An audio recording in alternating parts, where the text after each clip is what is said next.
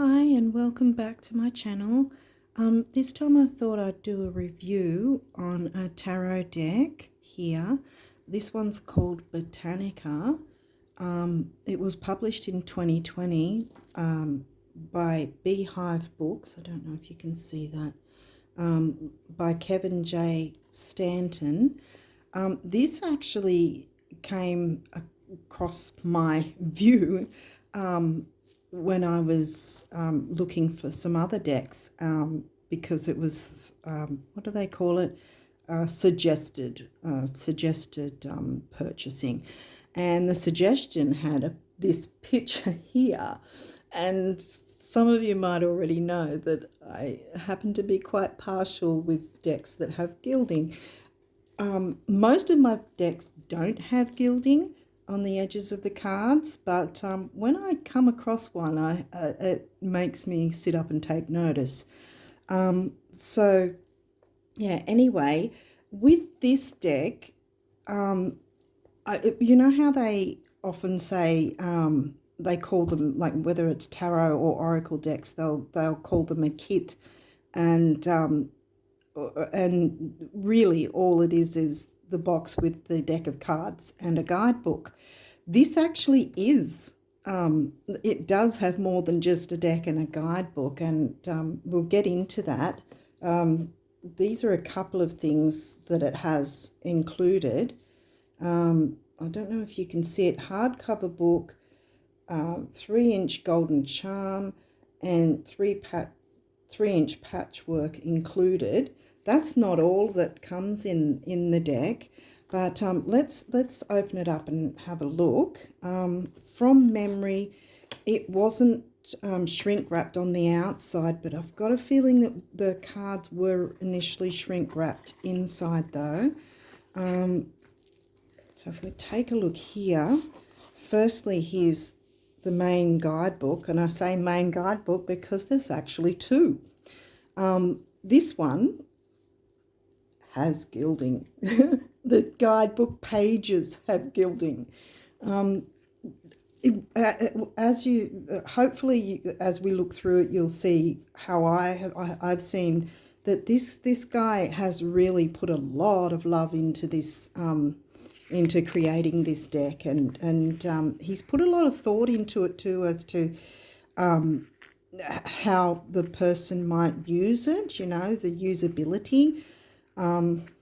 And see, this is the kind of painting, they're his own paintings that he's done, and this is just, I just think it's stunning. Plus we've got ourselves a ribbon here, and this is all the guidebook messages, along with a bit of information about the actual plant that he's painted, the flower.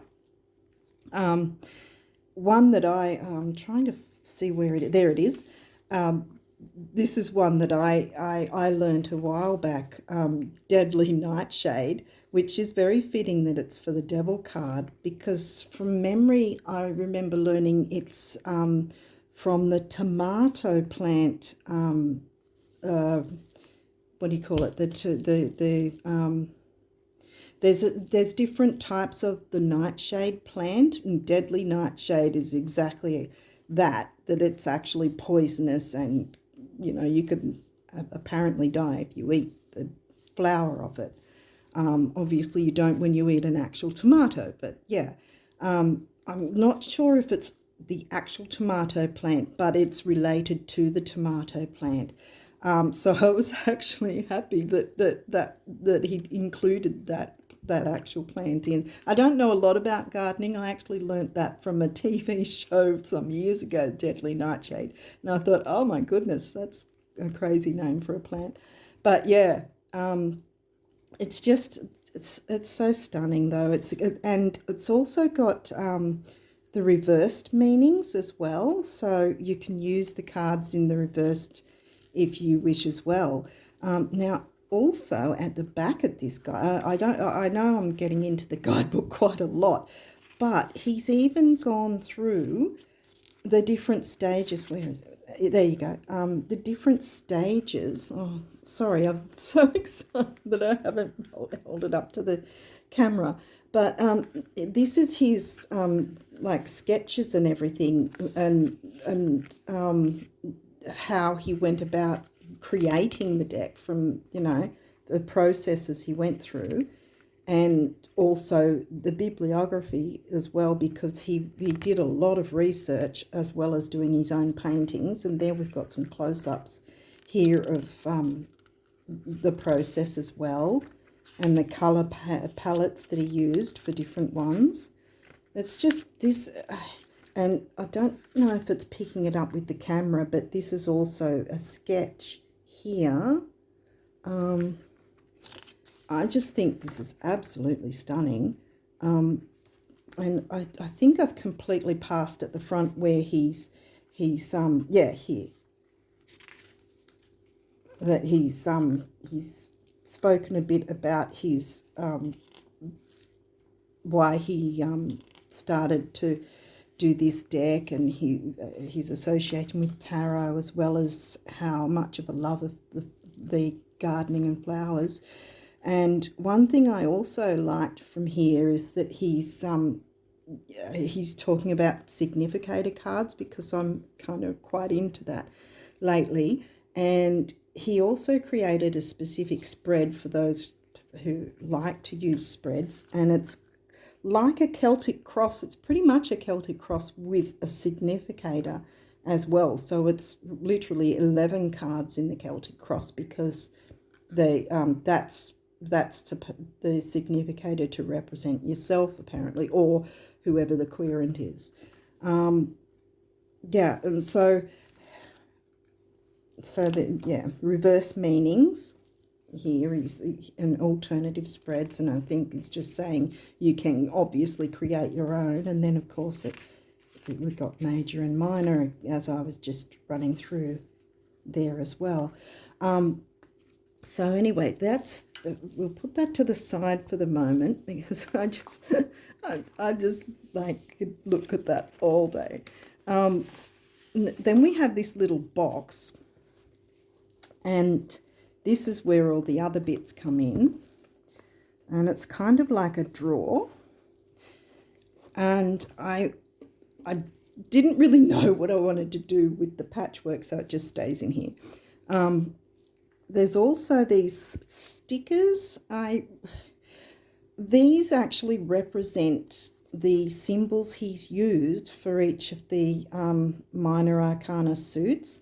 Like this is the pentacles, and this is obviously the cups, and this is, oh sorry, this is wands, and this is of course swords. But yeah, this I wasn't really, I don't know if you can see it very well, but I wonder if I can. There was a little note as well. This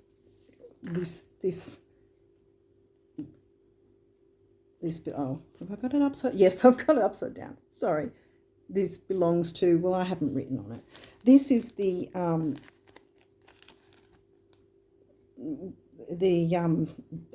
well, it's not a necklace, it's a, what is it, not a brooch, what do you call it? It's on the side there. Charm, yeah, golden charm. It looks thinner than what it is, but I still would probably put it into some perspex or resin before I'd be keen enough to put it on a necklace of any sort. But it is quite pretty. Yeah, and it's actually, obviously you can see I'm not really bending it, so it's not as flimsy as it might seem. Now also, even in the actual box, but I don't know if you can see it because I'm not sure if it would pick it up with the lighting, but all through the box inside there's all the little gold edging, and can you see it there? Hopefully you can. It's all through the box. It's just the amount of love that's gone into this deck is just for me, in any case. Maybe I'm the only one. But it's just completely stunning. Now, here we've got,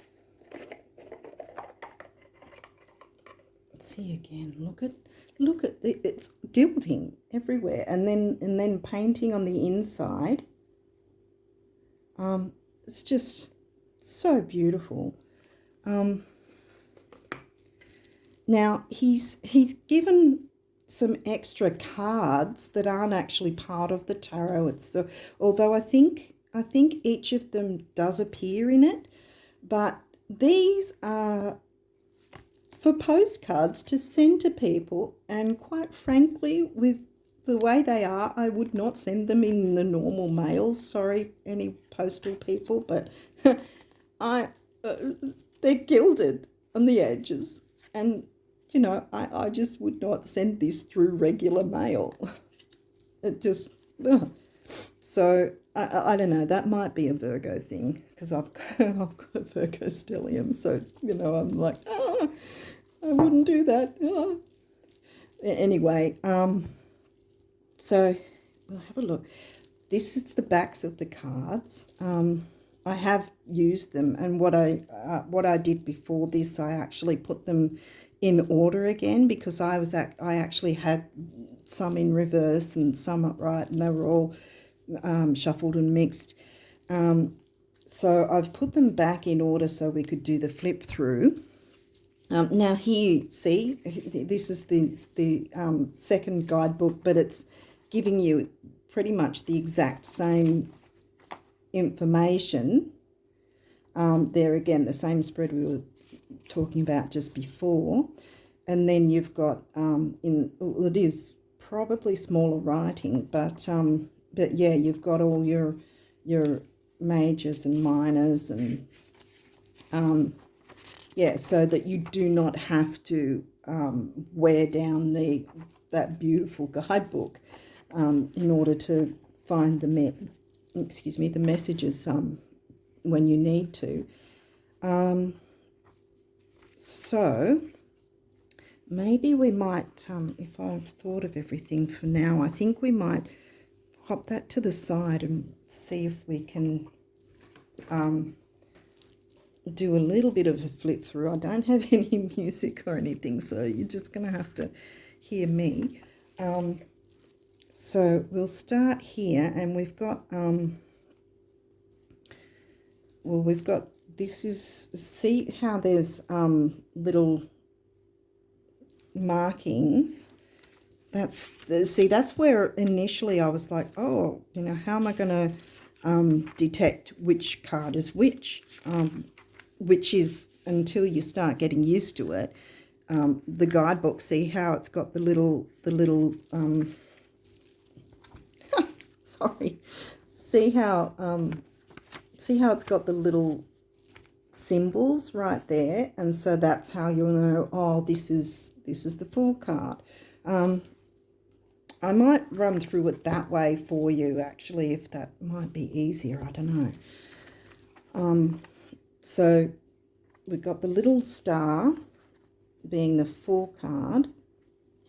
They're all going to be flowers. This is where some of them might be obvious, where there might be sharp swords, or there might be cups or something like that. So you'll go, oh yeah, okay, that is, you know, that card. But some are a little difficult to initially know which one's which. So for some people for instance, for some people who like the tarot with pip cards, this isn't really pip cards either. So it's sort of, I know I'm holding at the moment the major arcana, but yeah, so that can maybe be a bit difficult, but to me, once you get used to it, you kind of know, oh, okay, you know, this is this and this is that, and then you can see, you know, you can get different things from each image. So we've got the full card here, and then this is the Magician. I'm not sure if the camera's picking it up, And the backs are just gorgeous. Just, can you see that? Oh, my little bird. Sorry. He's going to be doing that. Oh, okay. Okay, so what are we up to? We're up to the High Priestess, Eric Asunday.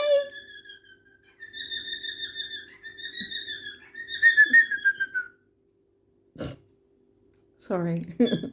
Oh, okay, so we've got the High Priestess. I'm sorry, he's just going to do that. Oh dear. And then we've got the Empress, Eric Asunday.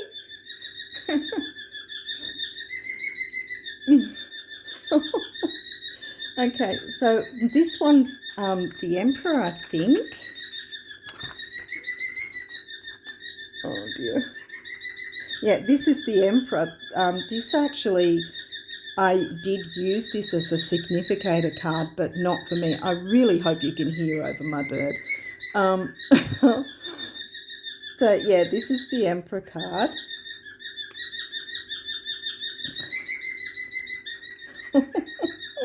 Well, we did get music, it sounds like. Anyway, sorry. And this is the Hierophant. So see how there's it's a little difficult to distinguish one from the other unless you use it enough and go, ah, yeah, I recognise this particular flower is this card. So then we've got the Lovers. So, you know, 2 flowers kind of makes sense. And you get used to these little symbols as well. So you'll go, oh, right, that's what that means. And also, if it's in reverse, then you'll know it's in reverse because the symbol will be at the bottom. But, yeah, so then we've got the Chariot. Are you done? Oh, no.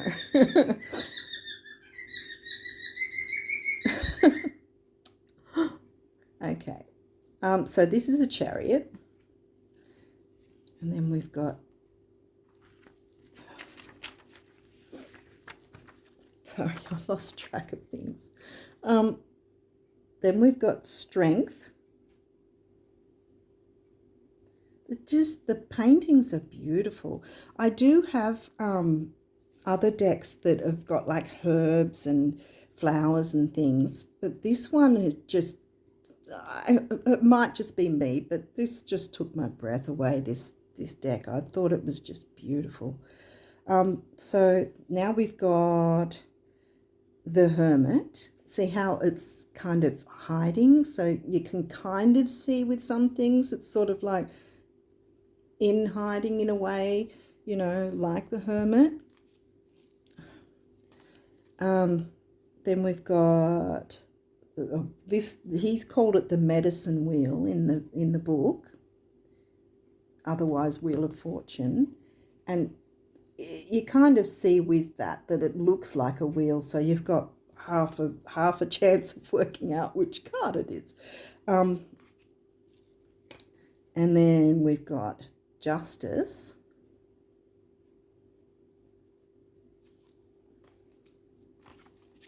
And each one, I don't know if you can see it, but each card, he actually says what the plant is. He hasn't just painted a picture and gone, well, there you go. Every single picture, like for instance, this card, the Hanged Man, has Narcissus as the plant.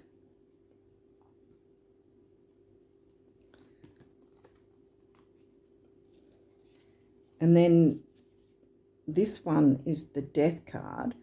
It's almost similar to the wheel symbol, but it's a little different. And as I said, the more you work with it, the more you go, oh, right, this is this, because it's a different size symbol as well. Then we've got Temperance.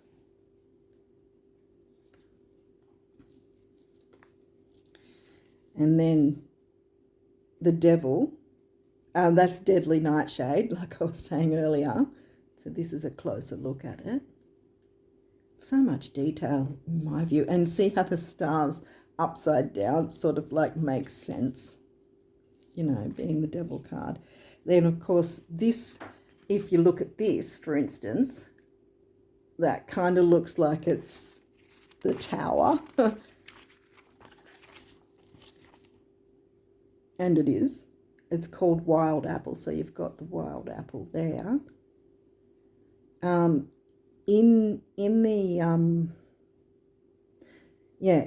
the other guidebook, it goes more into the plants themselves. I think here it does say a bit about it, but it also gives a little bit of a quick meaning as well, divinatory meaning. And this is the star. So you see again, it kind of looks like a star. So you've got a little bit of hope of getting used to it. Then we've got the moon, yeah. And all the stars shining, like at night time. The sun, sunflower, that's pretty obvious.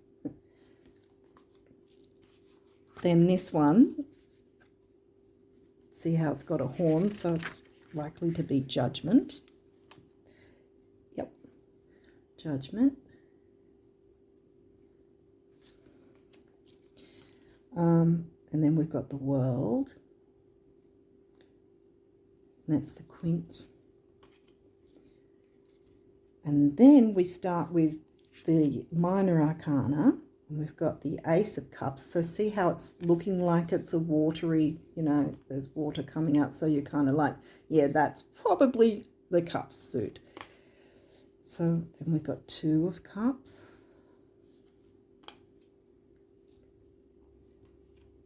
I might just pop that away now. Three of Cups. 1, 2, 3. There. So it's sort of gives yeah, and there's 1, 2, 3, 4. So it's not always confusing. 5 of Cups. 6. Hopefully my video will stay on. 7. Yeah, making the decisions, but it hasn't added anything into those. Like the 7 of Cups usually has, I don't know, a dragon in one and some other things. 8 of Cups. 9 of Cups. 10. Sorry if I'm going slow. Hopefully I'm not going too slow. And then we've got the Page of Cups. Knight of Cups. See how it looks like a helmet there, like, you know, what's it called? The metal helmet for battle or whatever. Queen of Cups. I think that's pretty lovely. King of Cups. And then we move on to Swords. Yep, Ace of Swords. I just think the artwork's stunning in my view anyway. And he's just put so much effort into this. A lot of heart went into this deck, I think.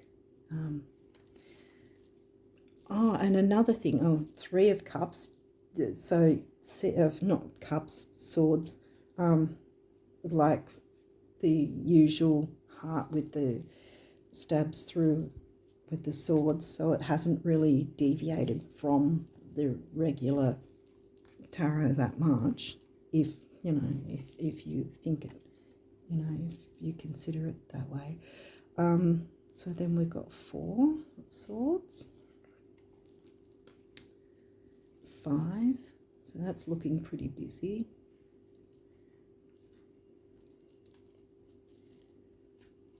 6. This one's a little more cryptic because you've got to kind of look for them. 7 of Swords.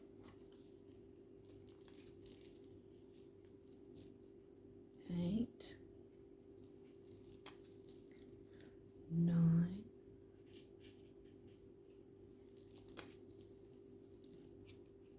10. And this is sort of looking a bit drastic because 10 of Swords is pretty much, yeah, stab in the back kind of thing. So, and they're all coming towards the plant. Then we've got the Page of Swords. See, again, this is where it's a little cryptic because there's not really a sword there. So you're sort of like, okay, where? Then there's Knight of Swords, and the what's it called? The armor, isn't it? The armor is there, but not an actual sword. Queen of Swords, and then the King with the helmet there as well. And then we've got ourselves the Wands suit. I just think these paintings are beautiful. 2 of Wands, 3,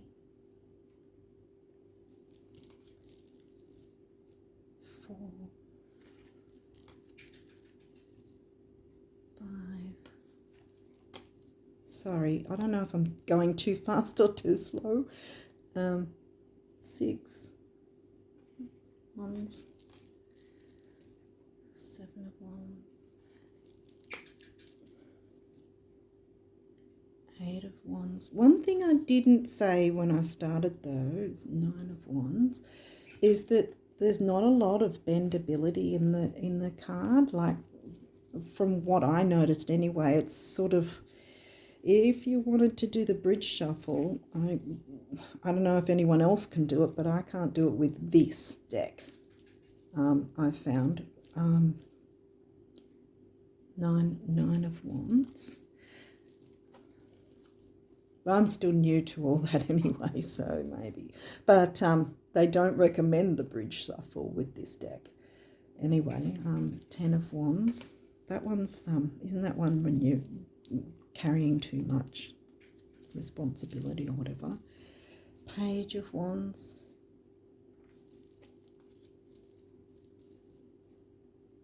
Knight of Wands. Queen of Wands. Doesn't that look gorgeous? King of Wands. And then we go into Pentacles. There's a coin there. Excuse me. There's a coin there right in the middle.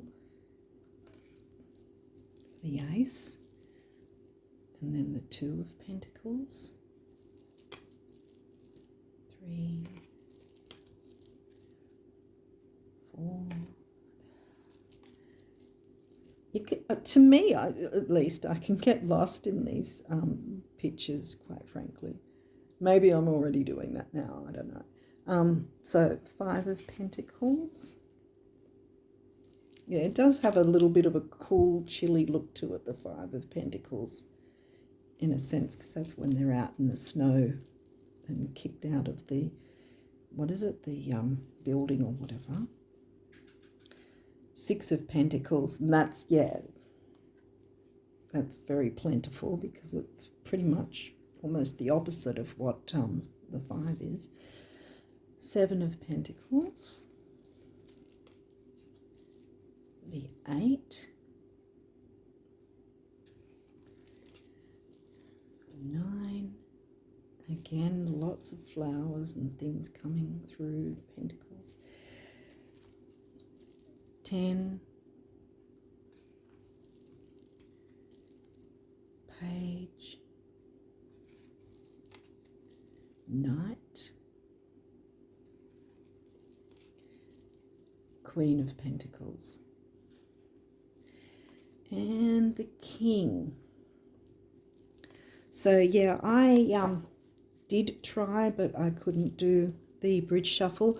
And another thing I didn't mention is that they also, I'll put the link in the description box, but they also have a quick little video to show how to shuffle this deck.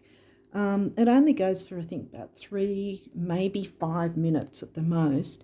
But I think it's not just showing how to shuffle, which pretty much they just sort of recommend you do it gently, as I'm doing now, so that it doesn't wear down all the gilding. And for goodness sake, there's a lot of gilding. Yeah, but I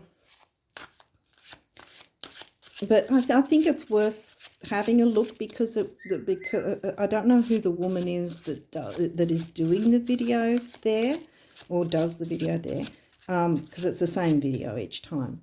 But it's from the Beehive Books site. It's not the actual Kevin Jay that made this deck.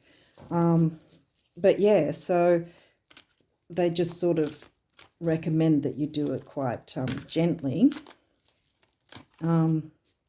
which makes sense, you know. We might see if a card might want to come through. Any messages for us to finish off this? Hang on, that looks like it might. Oh, hang on. No, there was a couple there. Oh, there we go. We have Two of Wands.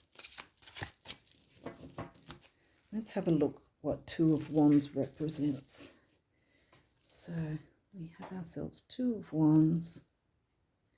And I'm not going into that other guidebook because I don't want to wear it down.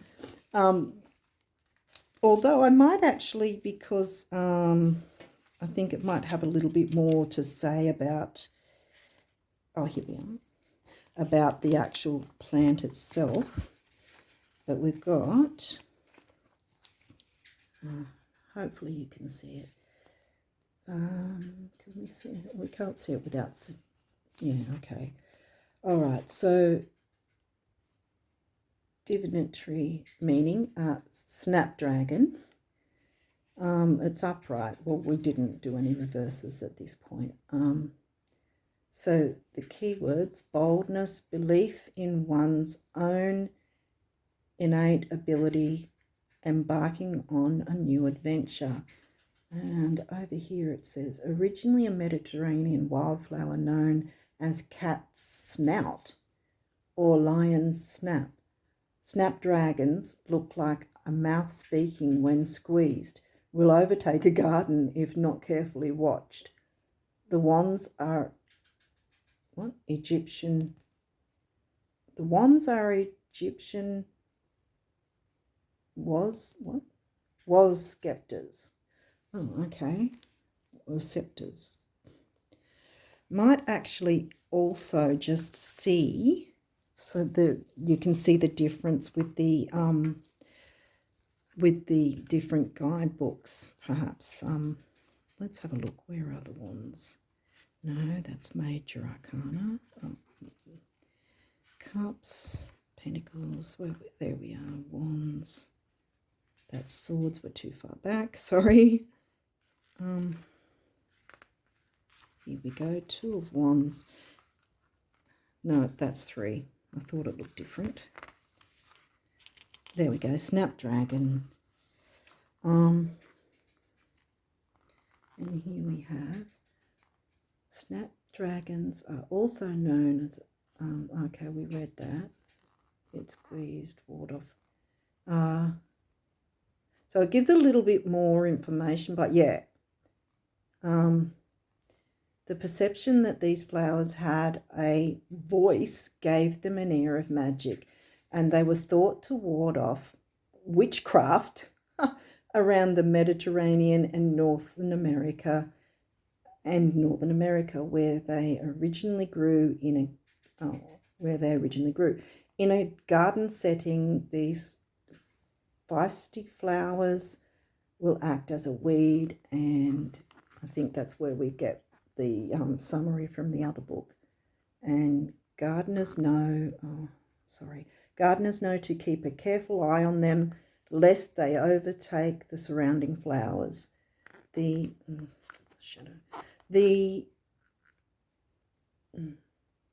wands are Egyptian,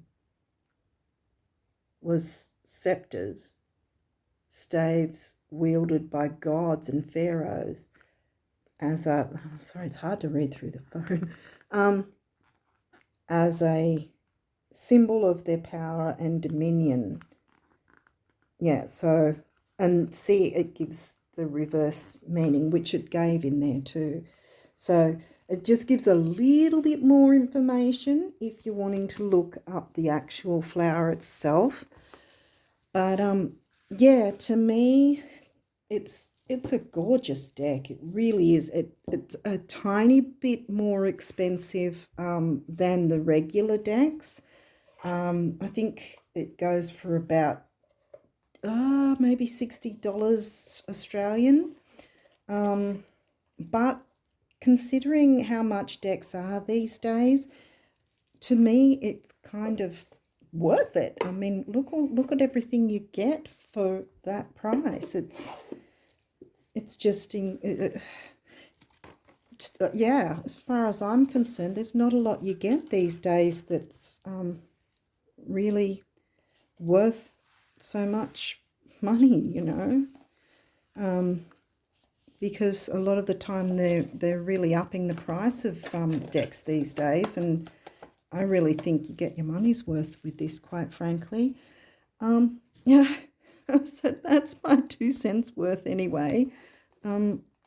I hope you enjoyed this review, and let me know what you think about the Botanica Tarot Deck, and yeah, let me know your thoughts in the comments if you wouldn't mind, if you would like. Okay, well, until next time, thank you, and yeah, I'll see you next time. Bye.